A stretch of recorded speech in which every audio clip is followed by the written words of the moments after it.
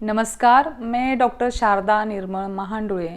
महाराष्ट्र में मैं अहमदनगर, मुंबई और पुणे यहाँ पे दुर्वांकुर पंचकर्म तथा निसंतानता केंद्र के माध्यम से रुग्ण सेवा करती हूँ। बहुत से पेशेंट ऐसे आते हैं कि जो मेरे पास निसंतानता यानी कि इनफर्टिलिटी की ट्रीटमेंट लेते हैं, लेकिन उनको पता नहीं रहता है कि उनको इनफर्टिलिटी क्यों है।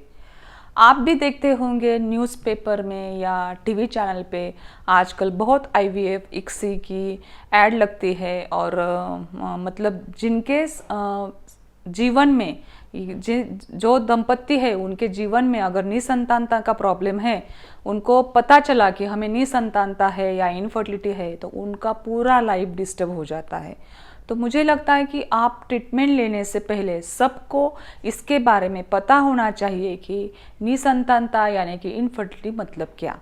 तो निसंतानता मतलब क्या, तो शादी को अगर आपके 1 साल या उसके ज़्यादा टाइम हुआ है और हफ्ते में आप 2 या 3 बार शारीरिक संबंध रखते हैं विदाउट एनी प्रोटेक्शन और फिर भी आप कंसीव नहीं हो पा रहे हैं, तो उसको बोलते हैं निसंतानता यानी कि इनफर्टिलिटी, कि जहाँ पे आपको डॉक्टर की सलाह लेने की ज़रूरत रहती है।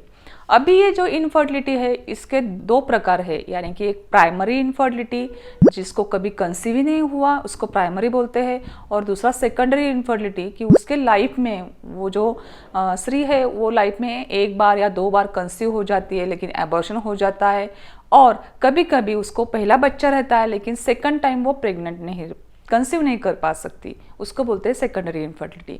अभी उसके ये जो है इसकी जांच क्या करनी चाहिए, मतलब और क्या कारण हो सकते हैं। तो निसंतानता के कारण अगर हमने देखे तो उसमें 2 कारण रहते हैं। एक तो हार्मोनल इनबैलेंस, मेल रहे या फीमेल रहे उसमें रहता है हार्मोनल इनबैलेंस, और सेकंड जो रहता है कि जो रिप्रोडक्टिव आपकी सिस्टम है अगर उसकी रचना उसमें कुछ प्रॉब्लम है, यानी कि फाइब्रॉइड है या सेप्टम है या पॉलिप है, मतलब रिप्रोडक्टिव सिस्टम में अगर प्रॉब्लम है तो ये एक कारण रहता है। ये 2 मेन कारण रहते हैं। अभी इसमें हम जांच क्या करेंगे, इन्वेस्टिगेशन क्या करेंगे। अगर आपके हार्मोन्स इनबैलेंस है, मतलब कि आपका पीरियड इरेगुलर है, तो डॉक्टर को पता चल जाता है। या कोई मेल पेशेंट है अगर वो ओबेस दिखता है तो वो भी उसमें हार्मोन्स की टेस्ट कर सकते हैं। तो जैसे कि एफएसएच है, एलएच, प्रोलैक्टिन, आपका एएमएच हार्मोन जैसे कि एंटी मलेरियन हार्मोन, इससे पता चलता है कि आपके शरीर में एग्स कितने हैं और उसकी क्वालिटी और क्वांटिटी कैसी, ये सब समझ में आता है। और उसके साथ आपका सोनोग्राफी करना पड़ता है। सोनोग्राफी से आपका जो रिप्रोडक्टिव सिस्टम है यानी कि बच्चेदानी उसमें कुछ प्रॉब्लम है क्या, ये समझ में आता है। ओवरीज में पीसीओडी है क्या, ये समझ में आता है। और एक है एचएचजी जैसे कि हिस्ट्रोसाल्फिंगोग्राफी, मतलब हम एक्सरे निकालते हैं बच्चेदानी का और उसमें पता चलता है कि आपका जो फैलोपियन ट्यूब है वो ब्लॉक है या ओपन है। और अगर किसी दंपत्ति को शादी को 5 साल हो गए और 5 साल के बाद भी उनको प्रेगनेंसी नहीं रुक रही है, तो मैं आपको बताऊंगी कि आप लैप्रोस्कोपी, डायग्नोस्टिक लैप्रोस्कोपी और हिस्टोस्कोपी भी कर लो। क्योंकि आप कौन से भी ट्रीटमेंट करो, आधुनिक करो, एलोपैथिक करो या आयुर्वेद करो, लेकिन इन्वेस्टिगेशन तो बहुत इंपॉर्टेंट रहता है। चाहे आपको आयुर्वेद के तरह जाना है, लेकिन इन्वेस्टिगेशन के लिए आप डायग्नोस्टिक लैप्रो और हिस्टोस्कोपी करोगे, उसमें पता चलता है कि आपके पेशेंट का बाइकॉर्नेट यूट्रस है, मतलब बीच में सेप्टम है क्या। कभी कभी ट्रांसवर्स सेप्टम रहता है कि उसकी वजह से शुक्राणु है वो अंदर तक फैलोपियन ट्यूब तक मतलब पहुंच नहीं जाते हैं।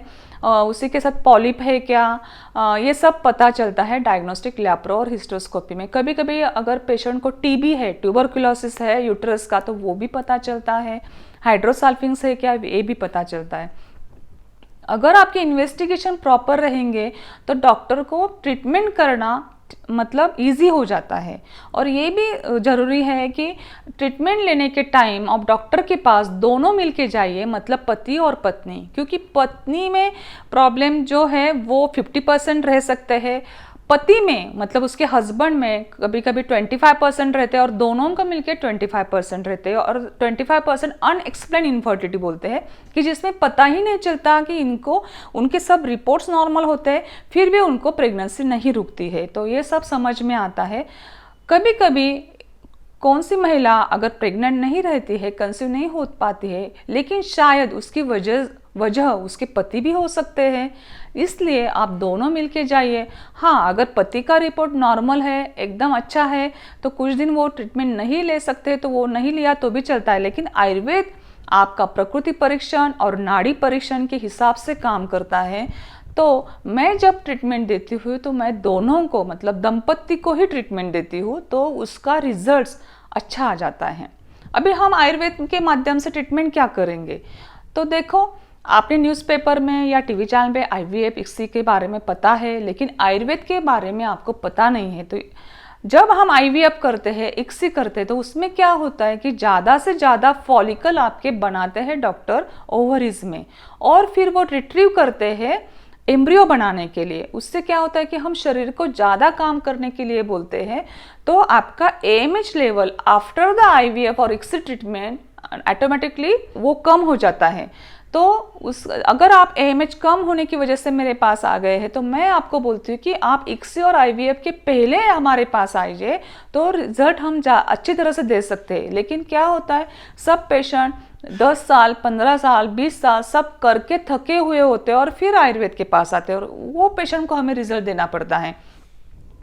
तो IVF भी अच्छा है, ICSI अच्छा है, लेकिन उसके पहले मैं तो यही सब पेशेंट को यही बोलती है कि जो कुछ साइंस है, मेडिकल साइंस, वो हमारे अच्छे के लिए ही बना हुआ है। आयुर्वेद के माध्यम से आपके शरीर पे साइड इफेक्ट भी नहीं होगा, और आपकी आज की जो सेहत है, अगर वो सेकंड स्टेप पे है तो वो 5th स्टेप तक तो जाएगी, मतलब कुछ ना कुछ तो आपको इसका फ़ायदा ज़रूर मिलेगा। अभी हम देखेंगे कि आयुर्वेद उपचार पद्धति क्या है। आयुर्वेद उपचार पद्धति में हम सुप्रजा यानी कि अच्छा बच्चा बनने के लिए ट्रीटमेंट दे सकते हैं, उसमें हम बीज शुद्धि पंचकर्म कर सकते हैं।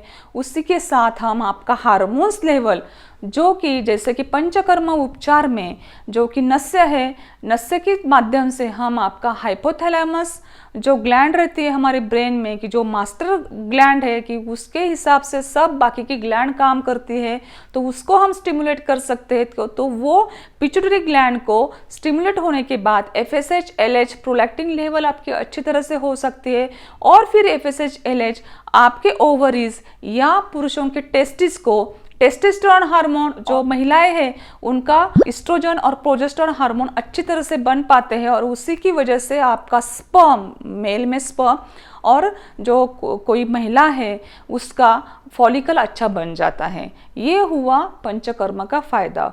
और उसी के साथ अगर आपने उत्तर बस्ती किया, तो जो आपका रिप्रोडक्टिव सिस्टम में कुछ डिफ़िकल्टी है, यानी कि पॉलिप है या कुछ फाइब्रॉइड है, तो वो ठीक हो जाता है, और उससे आप कंसीव हो जाते हैं, क्योंकि उत्तर बस्ती से वहाँ के जो दोष है वो निकल जाते हैं और वहाँ का ब्लड सर्कुलेशन बढ़ता है।